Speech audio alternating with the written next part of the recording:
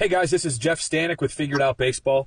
Got a really good and a unique Figured Out Baseball podcast today. As you know, if you listen to the podcast regularly, we spend the majority of our podcast talking to college baseball coaches, professional baseball coaches, and occasionally some pro players, former pro players. But today we've got a unique individual on the podcast today. We're lucky enough to be joined by Kayla Baptista. Kayla spent the summer of 2021 as an intern with the Wareham Gateman, one of the teams in the Cape Cod Baseball League. And if you're familiar with the college baseball scene at all, the Cape Cod League has been known for decades as being the best college baseball summer league, the summer wood bat league in the country. So being a part of that league at all is pretty special. And Kayla this past summer, 2021, was an intern with them. And that's primarily what we want to talk about in this podcast today, just about what Kayla's doing, which is pretty unique in the baseball or softball world. A little more on Kayla before we jump into questions with her. She is a Smithfield, Rhode Island native. As an athlete herself, she's currently a rising sophomore softball player at UNC Chapel Hill. She was named the 2020 Rhode Island Gatorade Player of the Year as a senior in high school at LaSalle Academy in Rhode Island. So she's a very gifted softball player as it is, but she's got her sights set on some other things in the future outside of softball, again, which is kind of the reason for the podcast. So Kayla, before we get into questions, I just wanted to welcome you and say thank you very much for being a part of our podcast today. Of course, this is awesome. I'm super happy to do this. So without putting words in your mouth, why don't you tell the people who are listening to this, in case they aren't familiar with your story, or maybe we can even go into more detail than what they might have heard otherwise, but what was the reasoning behind you wanting to intern with Wareham Gateman as far as the doors that you maybe wanted that to open for your future? So I've been a huge fan of baseball my entire life. I've been to Red Sox games and Paw Sox games with my dad and family since, I don't know, probably I was like 4. So baseball has been a huge part of just my family dynamic. And I even played baseball for a year, just a fall ball. I pitched and played shortstop. But bottom line, like, baseball is my passion, and it is my dream to coach baseball, whether it be a head coaching job in college baseball or a manager in the major leagues. So, I mean, interning as an on-field coaching intern with the Wareham Gateman, I figured would be a great first step to getting my feet in there. It's pretty amazing, and I wanted to have you on the podcast because I saw some things about you on social media, and I really like to have people on the podcast who who want to be sort of pioneers in different things, whether it's with some sort of tech or whether just, I think teams are doing things a little bit differently, or in this case, you're trying to break down some barriers that other women certainly have, but it's very difficult for anyone to get into pro ball or, into college coaching. It's not, not the easiest thing to do for anyone, but especially for a female to be coaching in a male sport. I was actually this is unrelated to the podcast, but I was just kind of thinking yesterday, I was, I looked through a lot of coaching staffs for different reasons with Figured Out Baseball. I have to contact, college baseball and softball coaches, and it's not unusual for men to coach softball, but it's obviously almost unheard of for women to coach baseball in college. I honestly don't know that I've come across any females that coach college baseball. Females are starting to break into Major League Baseball, or at least minor league baseball in like major league front offices in different ways, but it's just still something that's very unique and unheard of. And to be honest, I had the same questions about men coaching softball as I do about women coaching baseball. It's just, with guys that are coaching softball without having played, there are definitely a lot of differences in softball than baseball. And I just wonder sometimes how those things are bridged. Now for you, my next question, I guess, would be, what exactly did you get to do with the Wareham Gateman this summer? What were some of your responsibilities, day to day, either on the field, off the field? Just kind of curious what kind of things you got to do and experience while you were there. So I I did a lot. So, I mean, I guess I can describe a typical day. So we would get there for early work, which is mostly just hitters. So I would throw batting practice to them. We would set up the machine. I'll take us through like a game day so we get the starting pitcher ahead of time, so we can set the machine to like certain pitches to prepare them for that starting pitcher. So we'll do that, batting practice for early work, and then let's say we have to get on the bus. But I had to drive myself because of COVID, the coaches couldn't go on the bus with them. So we would drive the game, pre-game, so I would hit fungos, throw batting practice again, whether that be in the cages or on the field or both. And then after that, we would do in and out, and then that's when I would do the charts. So thanks to some of our scouting interns who scout the players in previous games and using Synergy, we look at each hitter's stats on the other team and their spray charts, and then I would go through the lineup and write the shifts down. So it would be either like a slight shift, a heavy shift, or straight. So I would do that for the whole lineup, write some other important information down about each hitter. And then it's game time. And game time, I would coach first sometimes, and other times I'd just be doing times in the dugout. But yeah, that's basically it. And then after the game, obviously we meet as a team, go home, and then do it all over again the next day. I think it's cool that you got to do some of that on-field stuff, and you're coaching in that league. You're with some of the best college baseball players in the country.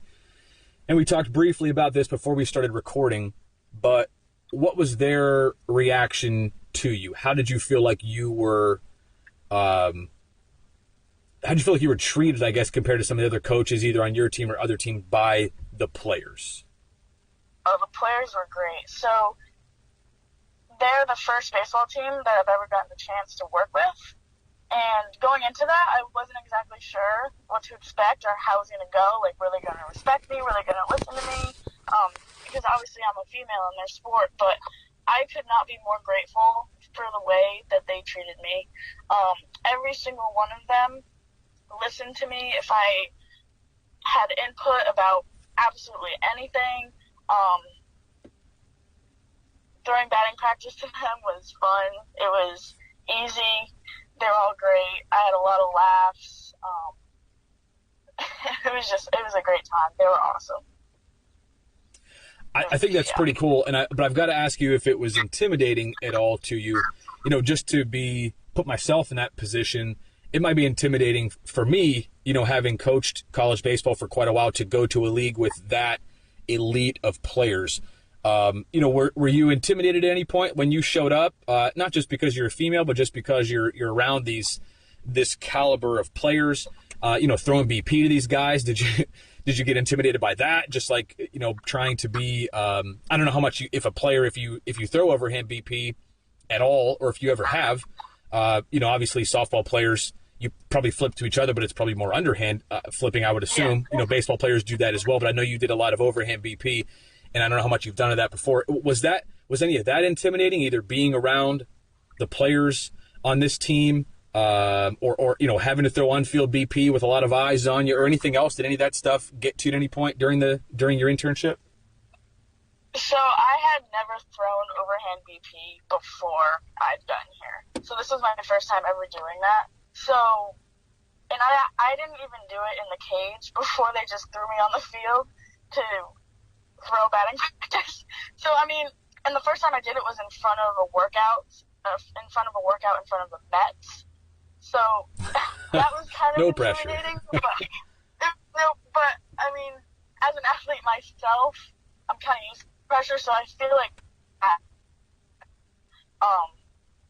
just being an athlete and being thrown into that. But it worked out really well. But another time, I mean, I guess I would get a little intimidated when I would be throwing to them in the cage, and they would hit the top of the cage, and they would come, like, firing down to my head or something. But happened a lot. That's just when you got to start busting them inside so they don't hit it back up the middle, right? I mean, knock on wood, I went the whole season without hitting anybody. And, the last game, I broke one bat. That was it. But yeah, it was really fun. You probably started throwing cutters toward the end there.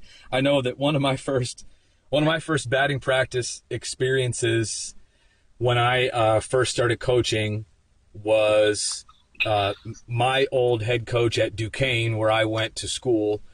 His kid was played in the big leagues for quite a while, but at the time, if I'm not mistaken, I think he was in double or triple A. But there was another one of his high school teammates. So it was the off season for the pro guys, and they came to hit with us. So I was throwing, I was throwing this particular day. We were in the cage, and the head coach's son, who again was double or triple A, and he was a first round pick, I think first or second round pick, might have been a second round pick out of high school. And then his buddy, who went to college but was also now in minor leagues, was there as well. And I didn't know that I was doing this, but I was throwing some pretty nasty cutters, and I was just trying to throw like pretty firm BP, but was cutting the ball on it pretty good. And the one guy, I didn't break his bat, but I threw what ended up being like a slider to him as a left-handed hitter down and in on him, and he swung and missed. And I felt bad about it because I didn't want him to. I wasn't trying to do that, but now that guy is the Pirates bench coach. Oh, wow. So I don't know if I'd get a chance to ever talk to him, but I'd like to say, like, hey, remember that kid at Duquesne that was throwing batting practice to you way back when you were in Double A and was throwing, like, really nasty cutters to you? Like, that was me. But, hey, at least I only broke one bat, and you can only take part of the blame for that, right? Yes. I know you got to work with some other really interesting people this year. You got to work with Ron Polk, who is a legendary college baseball coach, as well as Jerry Weinstein, who has coached a little bit of everywhere and is one of the best, I guess both of those guys, I think for people that, that coach, those are two very recognizable names, two people that are lifelong baseball guys, coaching at the very highest levels of their sport. What was it like for you to be able to be around baseball minds like that, especially with what your goals are in the future? I just can't even imagine being your first experience, your first internship, your first real coaching experience with older players, getting to spend time with those two guys. What was that like for you, Kayla? Oh, Pokey. Oh, I called him Pokey. He kind of like got that name as the season went on, and then everybody started calling him Pokey. So Coach Polk, obviously, yes, Mississippi State. He loves his Mississippi State and his Hoyo de Monterey cigars. And actually, when I went to Aruba, I brought him back one, and he loved it. But besides the point, Coach Polk, he was like my partner in crime this entire season. He and I were in the corner of every single dugout, calling the shifts, the plays, everything. I was like his right-hand man or woman, whatever you want to call it. And I learned a ton from him. I mean, he wrote a book, the baseball playbook, I think it's called. Yeah. And it was pretty cool to basically get a summary of that book in person, it was pretty cool. And I mean, learning from him was a great experience, and I can't think of a better person to learn from for my first internship with baseball, my first experience with baseball, than him. So it was awesome. How willing was he, Kayla, to share things with you? I mean, when he's in the dugout, is he spending a lot of time interacting with players? Is he just kind of there, just kind of having some fun and being, kind of that presence who's clearly been around a long time, and just sort of, him being there is impressive in itself? Or does he spend a lot of time coaching players or coaching you up, knowing what your future goals would be? Just kind of curious about how willing Coach Polk is to share his obviously incredible wealth of baseball knowledge. Yeah, so he coached when he needed to. Like, he would pull players aside when it was the right time to do so, but he didn't try to overcoach them, because he also knows that they come from different college programs and not everything he does is the same as what they're used to. So he respected that very well. And in terms of me, he knows, like, my goals and dreams with baseball, so he helped me in every way that he could. And he's just, like, such a great guy. He's very down to earth. He's serious when he needs to be, but he is really funny too. Just super down to earth, and yeah, I'm gonna miss him a lot.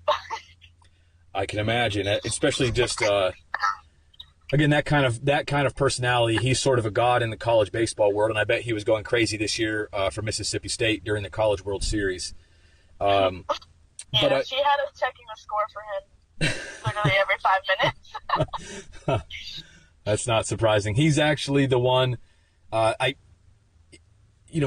only sort of third-hand experience with him was that the third place that I coached was Winthrop, and our head coach there, Joe Hudak, was a volunteer for Coach Polk way back when, I should say, and he, Coach Hudak, would just say, like, this was a Ron Polk thing. This was a Ron Polk thing. So I felt like, the system that we had at Winthrop when I was there was a lot of Ron Polk influenced, just baseball. And I know that his book now, he posts a lot of things on social media. If you don't follow Ron Polk, you definitely should. He'll post some things on there that I think is pretty good insight. And of course he's got the book as well. I'm kind of curious with you, Kayla, as well. Just another thing I wanted to ask you, being that you want to be a woman in baseball, can I just ask why baseball and not softball? Why do you want to be involved in baseball at high levels instead of college? Obviously, college softball is a very big thing across our country, but there is some pro softball as well, right? It's not something I follow, but there is pro softball as an option as well. I'm just curious why baseball, not softball for you? I would say because I had been involved and a fan of Major League Baseball since I was like 4. So it's always been like my main passion, and I played softball since I never got into playing baseball. So softball was just something that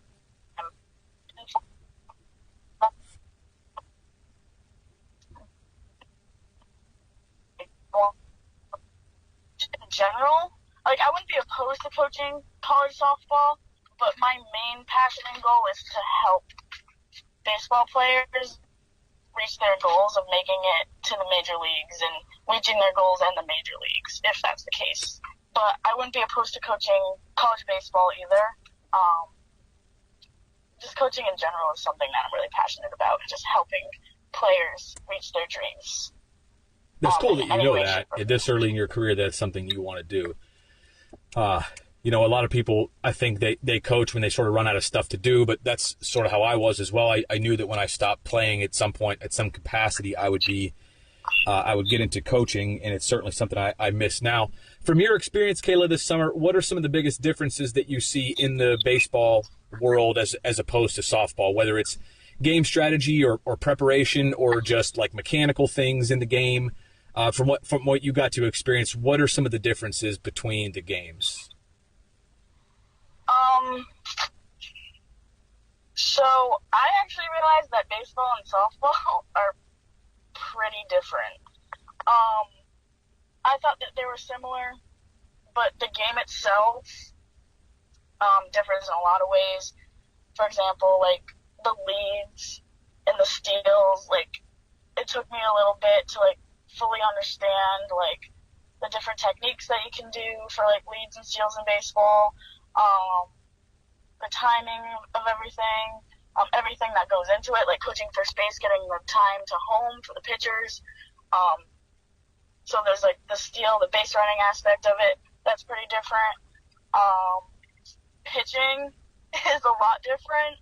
Obviously, because they're throwing overhand, and the different movements of the pitches, also very different from softball. But I have to say, like, in my opinion, and I know everyone has a lot of different opinions, the swing is pretty similar.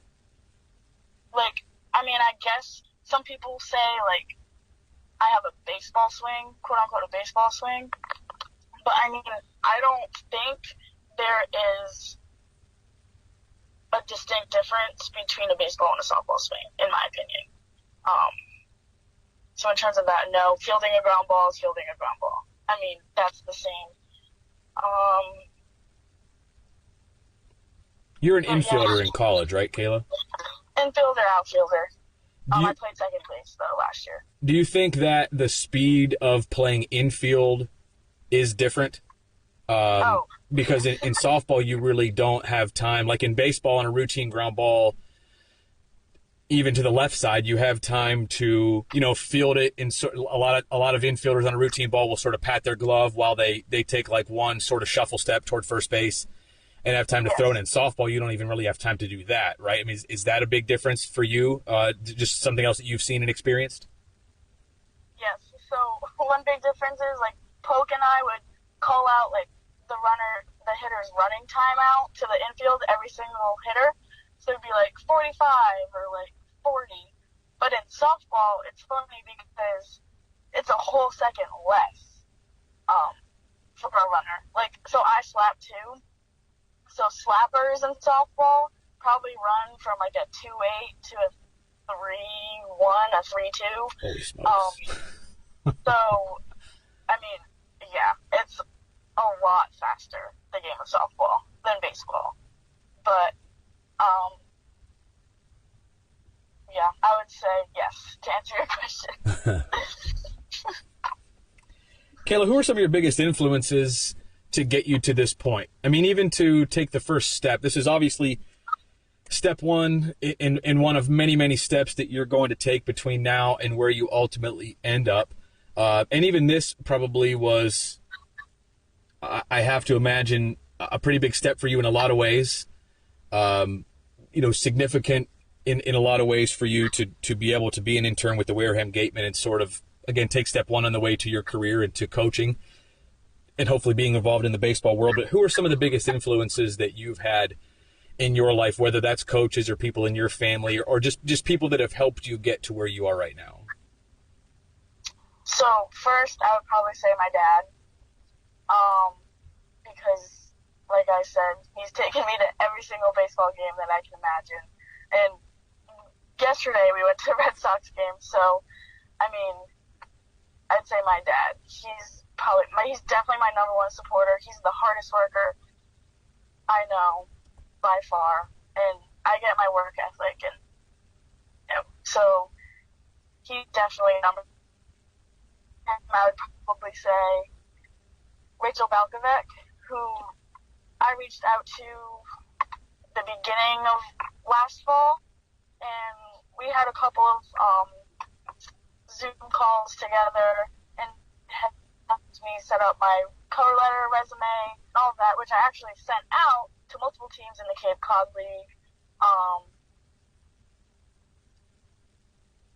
And Wareham was actually the only one that got back to me. But, yeah, so she's helped me a lot. She understands my goals and dreams of you, and another great supporter and person I always go to for help and talk to, whether it be about baseball, about life, about school, anything. She's just a great person, and she's great at what she does.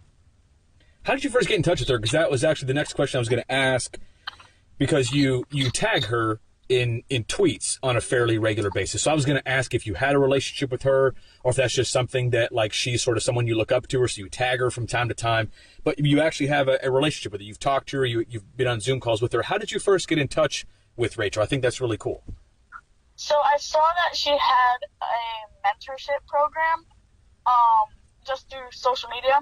So I reached out to her and was like, I'm very interested. I want to work in baseball, which is something that you do, and I would love your help.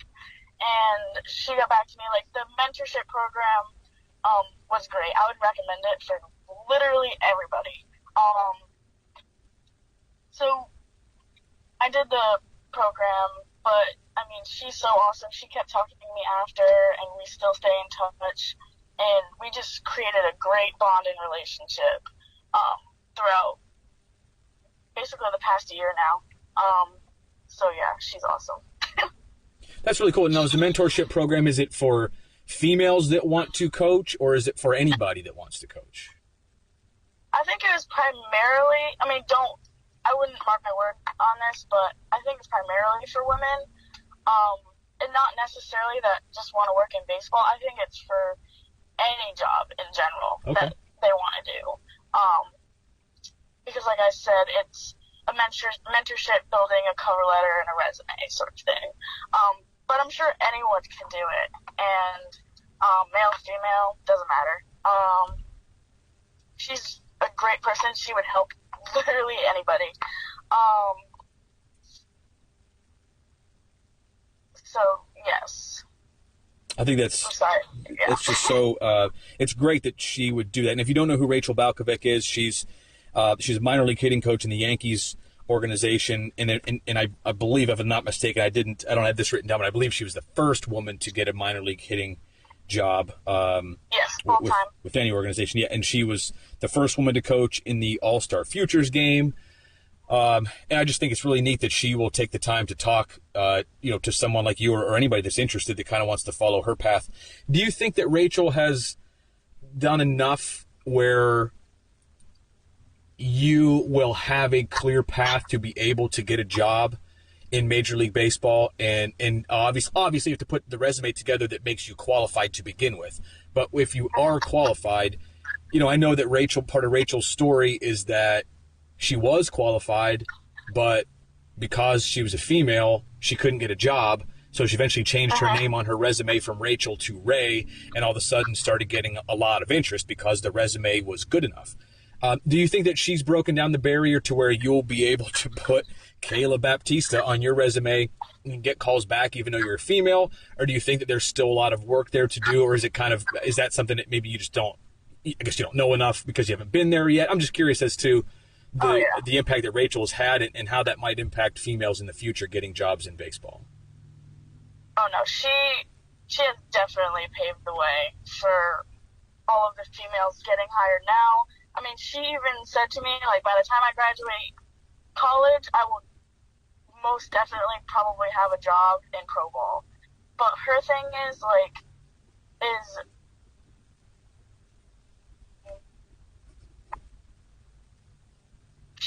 so her advice to me is to coach in college before I go to pro ball, which I wouldn't be opposed to because I love college players. Like, I worked with them this season in the summer with Wareham, obviously, so I thought they were great.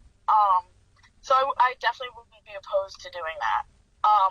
But her big thing is just making sure that they're not hiring you as a diversity push. Meaning just because you're a female, make sure you're not being hired just because you're a female and it looks good for that organization. You know what I'm saying? So that's her big thing, just making sure you're qualified. But she's giving me every single step that I should take, great advice. So yeah, I should definitely be, I should be pretty set up for my future with her. I think it's great for the sport just to be able to hire anybody who is qualified. And I think what you said is, I don't think that people should be hired just for the diversity purposes of it. But if someone is the most qualified person, I think there should be an opportunity for them to, for people to get the jobs that they want to get. Like in Rachel's case, it seems like she's doing a good job. It seems like she's been a part of developing some good players. I know Dylan Lawson a little bit, who's the hitting coordinator for the Yankees, and we're both. He was a Morehead State coach before I was a Morehead State coach, so we sort of have that tie together. And I know him a little bit. I know that he's the one that hired Rachel and seems to speak very highly of her. Now, for you, Kayla, I know you said your experience was really positive with Wareham, and summer ball is a little bit different than maybe college because I don't. There's a bit of a restriction to the amount of coaching you do because all these guys do come from different programs. Like you said, Coach Polk was really good at recognizing that and recognizing that you don't necessarily want to go like overhaul a hitter or a pitcher because they're probably doing what they're doing because that's what the coaches from their colleges wanted them to do, and you don't necessarily know that coming into summer ball. But was there anything that you felt like, I don't know how to exactly to word this, is there anything that you feel like being a softball player coming into the baseball world that you maybe did get a little bit of pushback, like maybe players thought maybe there's a little bit of pushback because it's not something they maybe felt like you understood enough because it's not something that you did as a player? That's always the thing, even if it's a male, guys that haven't played the game sometimes will get a little bit of flack because people will say there were some things that didn't understand. Was there anything that you experienced or things that you would expect to be a little bit more difficult to break down barriers with players, just being a female and knowing that the game you play is a little bit different in a lot of ways than the game they play? Did you experience any of that, or do you expect that to be the case in any particular aspect of the game as you're going forward?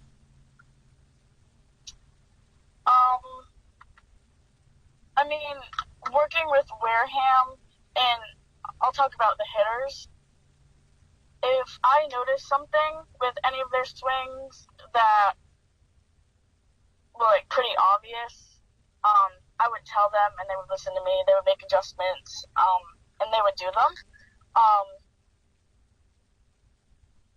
So I didn't really see an issue with any of that because obviously they know that I play softball, but they, again, respected me enough and trusted me because I built such great relationships with every single one of them throughout this entire season. So they had great trust in me, in my opinion, to make those adjustments. Whether I'm a female that plays softball, female in general, in their sport, didn't matter. They were great. That, to me, would be one of the hardest things, and that's not just a knock on you, but that I've even thought that about college coaches that go into pro ball, and when I have coaches on here who are coaching in pro ball who never played pro ball, that's a question I ask them too. Do you when you're working with these hitters, do you get any resistance because you never played pro ball and because your experience is in college, and now you're coaching pro ball? Do they give you any? Is there a difficult barrier to break down, or do they give you any resistance sometimes? And I think it's something probably everybody deals with a little bit to a point, but I kind of get those same answers from the pro coaches as you just gave.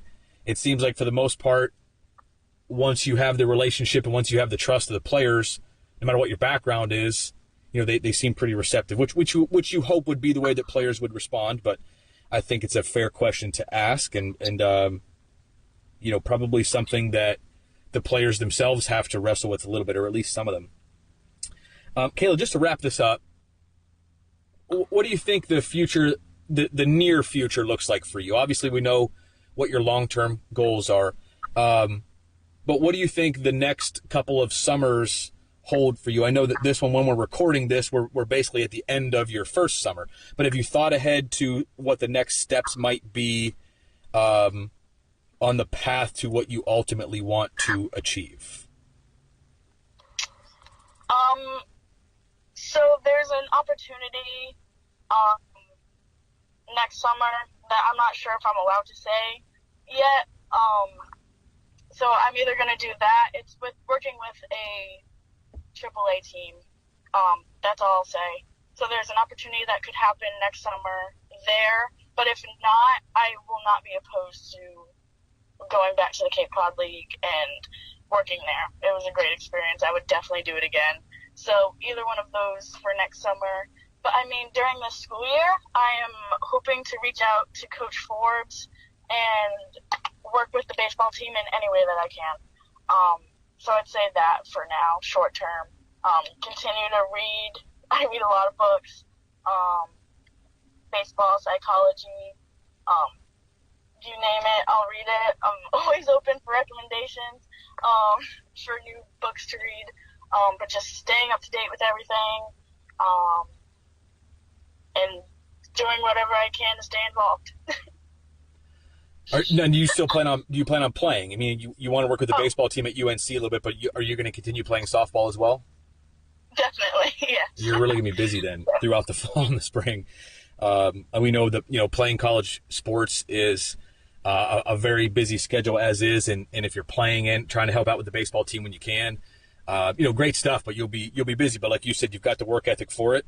And that's what ultimately I think is going to make a big difference for you in the long run. I found that just as a college baseball coach, and I think no matter what discipline you're in your life, the people who are willing to put in the time and are the hardest workers they're going to rise to the top, because a lot of people out there just don't want to put the work in it. And again, whether it's in college sports or otherwise. So just your work ethic in general that it seems like you have, I believe will go a long way for you.